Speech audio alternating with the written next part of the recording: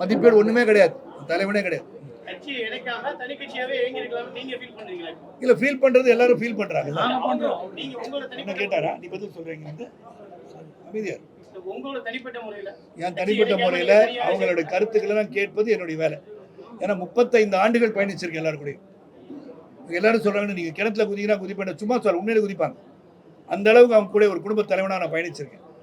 அதனாலதான் இன்னைக்கும் நான் கூப்பிட்டு 2 நாள்ல சொன்ன எல்லாம் ஞாயிற்றுக்கிழமை வந்து இங்க உட்காந்துருக்கேன்.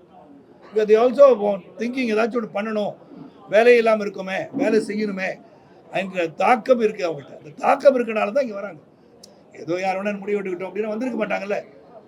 எல்லா ஊர்லேயும் வந்திருக்காங்க, ரெப்ரசென்ட் பண்ணியிருக்காங்கல்ல. எல்லா ஊர்லேயும் இந்த திருச்செந்தூரில் வந்திருக்காங்க, தூத்துக்குடியில் வந்திருக்காங்க, கன்னியாகுமரியிலேருந்து வந்திருக்காங்க, நாகர்கோவில் வந்திருக்காங்க, எல்லாம் நார்த் ஈஸ்ட் சவுத் வெஸ்ட் எல்லாமே வந்திருக்காங்கல்ல. ஒரு உணர்வை காட்ட தானே வந்திருக்காங்க. அந்த உணர்வோட பசி நேரத்தில் உண்ண செல்வோம் என்பது என்னுடைய தாழ்மையான கருத்து. ஆமாங்க, எந்த அடிப்படையில் வந்து 41 பேருக்கு வந்து நீங்க வீட்டுக்கு கூப்பிட்டு துக்கம் விசாரிச்சு கூடாது, அது மட்டும் போதும். Okay, thank you.